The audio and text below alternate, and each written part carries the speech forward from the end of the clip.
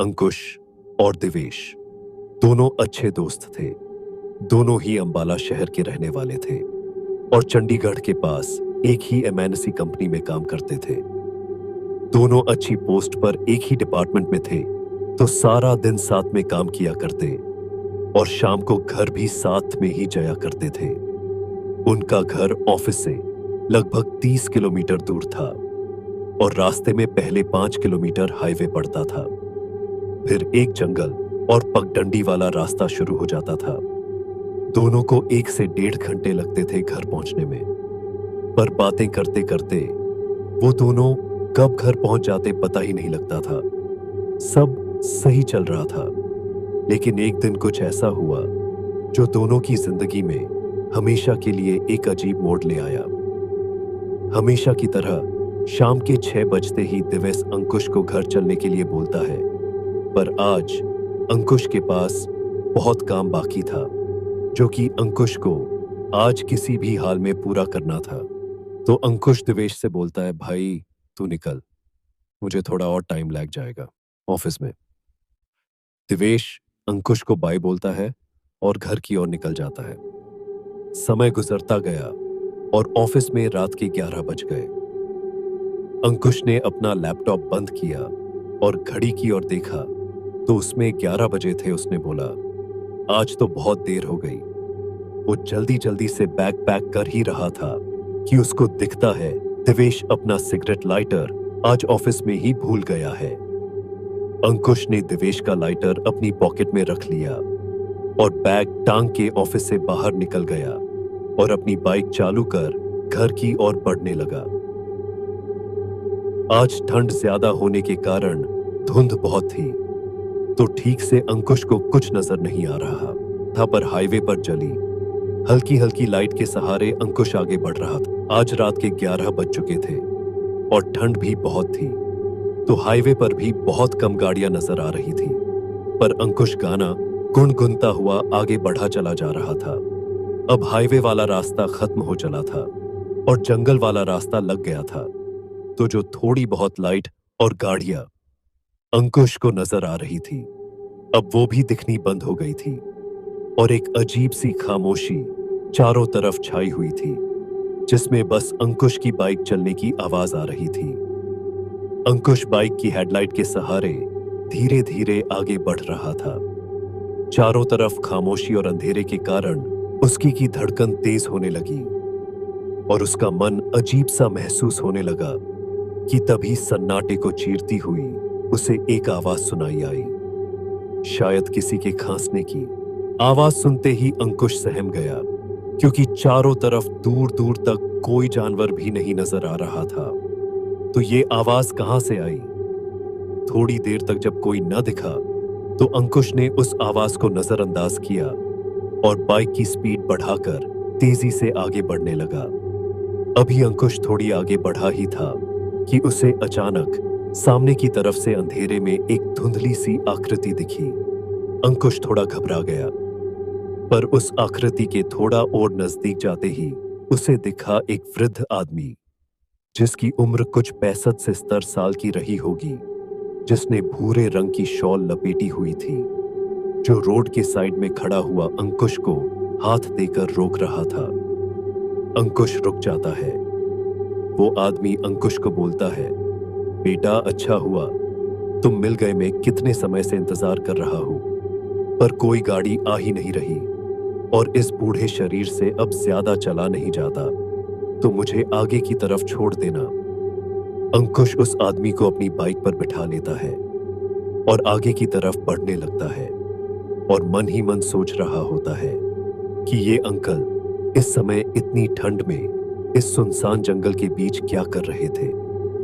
वो उस आदमी से पूछता है, अंकल आप इस समय यहां क्या कर रहे थे? पर उस आदमी की तरफ से की जवाब नहीं आता। तो अंकुश को लगता है अंकल बूढ़े हैं, शायद उनको बाइक चलने के कारण मेरी आवाज सुनाई नहीं पड़ी होगी। अब अंकुश भी बिना कुछ बोले बाइक बढ़ाने लगता है। पता नहीं, लेकिन जब से वो आदमी अंकुश की बाइक पर बैठा था, ठंड कुछ ज्यादा ही बढ़ गई थी और जैसे जैसे अंकुश आगे बढ़ रहा था, ठंड बढ़ती चली जा रही थी, जिसके कारण अब अंकुश को पेशाब का प्रेशर आने लगा। पहले तो अंकुश ने सोचा घर पहुंच के पेशाब कर लूंगा, पर जैसे जैसे वो आगे बढ़ रहा था, ठंड और पेशाब का प्रेशर दोनों ही बढ़ते जा रहे थे। थोड़ी देर तक कंट्रोल करने के बाद अंकुश ने बाइक साइड में रोक दी और उस आदमी से बोला, अंकल आप यहीं रुकिए, मैं पेशाब करने आता हूं। पास में ही एक पेड़ के नीचे अंकुश पेशाब करने लगा और पेशाब करते करते उसने सोचा, अब रुक ही गया हूं और ठंड भी बहुत है, तो एक सिगरेट पी लेता हूं, शरीर में थोड़ी गर्मी आ जाएगी। वो सिगरेट जलाकर पीने लगता है। सिगरेट पीते पीते वो अपनी बाइक की ओर आया तो देखता है कि वो बुढ़ा आदमी अब बाइक के पास न खड़े होकर बाइक से थोड़ी दूरी पर खड़ा है। अंकुश को यह देखकर थोड़ा अजीब लगा। अंकुश उस आदमी को बोलता है, अंकल आप इतनी दूर क्यों खड़े हैं, बैठिए, बाइक पर चलिए चलते हैं। वो आदमी जो इतनी देर से कुछ नहीं बोला अब बोलता है, जो तुमने जलाया हुआ है उसे अभी फेंक दो। यह सुनकर अंकुश बोलता है, अंकल आपको सिगरेट से एलर्जी है क्या? तो वो आदमी कुछ नहीं बोलता। फिर अंकुश बिना कुछ बोले सिगरेट नीचे गिरा देता है। अंकुश की एक अच्छी आदत थी कि वो जली हुई सिगरेट कभी भी रास्ते या सड़क के बीच में नहीं फेंकता था। तो वो उस सिगरेट को उठाकर साइड में फेंकने के लिए जैसे नीचे झुकता है, तो उसकी नजर सामने खड़े उस बुढ़े आदमी के पैरों की तरफ जाती है, जो कि बिल्कुल उल्टे थे। यह देखकर अंकुश बहुत ज्यादा डर जाता है और उसे कुछ भी समझ नहीं आता। तभी वो आदमी अंकुश से एक बार से बोलता है, इसे दूर फेंक दो। पर अंकुश अभी भी घबराते हुए फेंकी हुई सिगरेट हाथ में पकड़कर उस आदमी के पैरों की तरफ देखे जा रहा था। अब सिगरेट बुझने लगी थी और वो आदमी धीरे धीरे अंकुश की तरफ बढ़ रहा था। उस आदमी को पास आता देख अंकुश के रोंगटे खड़े हो रहे थे। अंकुश ने जल्दी से सिगरेट नीचे फेंकी और बाइक चालू करके भागने लगा, पर उसकी बाइक अब चालू ही नहीं हो रही थी। अंकुश ने बार बार कोशिश करी, पर उसकी बाइक अभी भी चालू नहीं हो रही थी। अब वो बुढ़ा आदमी अंकुश की बाइक के ठीक पीछे आकर खड़ा हो गया। पीछे से आवाज आई, मुझे साथ लेकर नहीं जाओगे? यह सुनकर अंकुश धीरे धीरे साइड मिरर में देखता है। जो आदमी अभी तक भूरी शॉल लपेटे खड़ा था, अब उसका हुलिया बिल्कुल बदल चुका था। उसका जला हुआ चेहरा और लंबे लंबे बाल साइड मिरर में नजर आ रहे थे। अंकुश मन ही मन भगवान का नाम लेने लगा और बाइक चालू करने की कोशिश करने लगा, पर अभी भी उसकी बाइक चालू नहीं हो रही थी। अब अंकुश ने हिम्मत हार ही दी थी कि तभी उसके दिमाग में आया, उसने कहीं पढ़ा था कि ये जो बुरी शक्तियां आत्माएं होती है, यह आग से दूर भागती है, और यह भी अभी सिगरेट से दूर भाग रहा था। अंकुश को याद आया, दिवेश का लाइटर पॉकेट में रखा है।